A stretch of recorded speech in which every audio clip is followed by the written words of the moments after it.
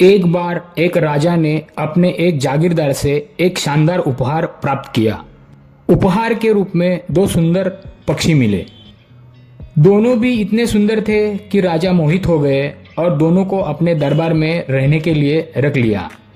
राजा ने पक्षियों की देखभाल के लिए एक दरबारी को बोला और वह दरबारी बड़े अच्छे से उनकी देखभाल करता। दोनों सुंदर बाज को अच्छे ट्रेनिंग भी देता और प्रशिक्षित भी करता। अब दोनों भी बाज युवा हो चुके थे और उनकी परवरिश भी अच्छी खासी हो रही थी। उनको ट्रेनिंग देने के लिए पक्षियों को ट्रेनिंग देने में निपुण आदमी को बुलाया गया। उसने महीनों तक पक्षियों को प्रशिक्षित किया, लेकिन एक दिन दरबारी ने राजा को सूचित किया कि दोनों बाज में से एक उड़ रहा है और आसमान में ऊंचा उड़ सकता है, जबकि दूसरा एक नजदीक के पेड़ की शाखा से ऊपर उड़ता ही नहीं। ट्रेनर ने राजा से शिकायत करते हुए कहा, मैंने पहले कभी इस तरह से जिद्दी पक्षी नहीं देखा। वह वर्णन करने लगा कि कैसे उसके हर प्रयास पर पानी पड़ जाता है और वह बाज हमेशा उसी टहनी पे जाकर बैठ जाता है। राजा ने पक्षी को उड़ाने के लिए ट्रेनर को कुछ और समय देने का फैसला किया।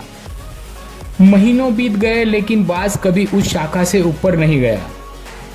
राजा ने सभी ट्रेनर को बुलाया और सभी को सूचित कर दिया कि जो भी बाज को उड़ा के ट्रेन कर देगा उसे बहुत बड़ी रकम और हीरे जवाहरात इनाम में दिए जाएंगे। सभी ने लाख कोशिशें कर ली। सारे ट्रेनर हर तरकीब अपनाने लगे, लेकिन वह बाज उस शाखा से ऊपर नहीं उड़ सका। राजा ने अब राज्य में सभी को सूचित करवा दिया कि जो भी उस बाज को उड़ा देगा सारी इनाम की रकम उसको मिल जाएगी। एक दिन एक किसान उधर से गुजर रहा था और उसने जिद्दी बाज के बारे में सुना जो उड़ नहीं सकता था।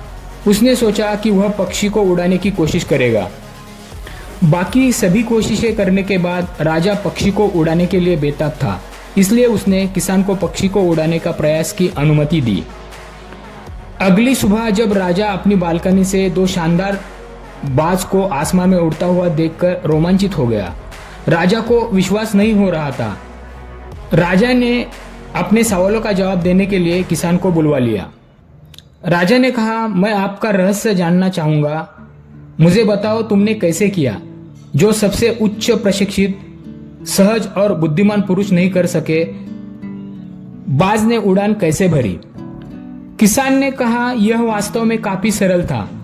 मैंने सिर्फ उस शाखा को काटा जिस पर पक्षी लगातार बैठ रहा था। मित्रों, हम सब उड़ने के लिए बने हैं, लेकिन कभी कभी हम अपनी शाखाओं पर बैठ जाते हैं। हमारे परिचित चीजों से चिपके रहते हैं और कभी भी बदलाव का प्रयास नहीं करते हैं। दुनिया में संभावनाएं अनंत है, लेकिन इसमें से अधिकांश अनदेखा कर देते हैं क्योंकि हम कभी भी अपने आराम क्षेत्र से आगे जाने का प्रयास नहीं करते हैं। हम परिचित, आरामदायक और सांसारिक के अनुरूप है। हमें अपने कंफर्ट जोन से बाहर जाने की जरूरत है। हम उस डर की शाखा को नष्ट करें जिसे हम पकड़े हुए हैं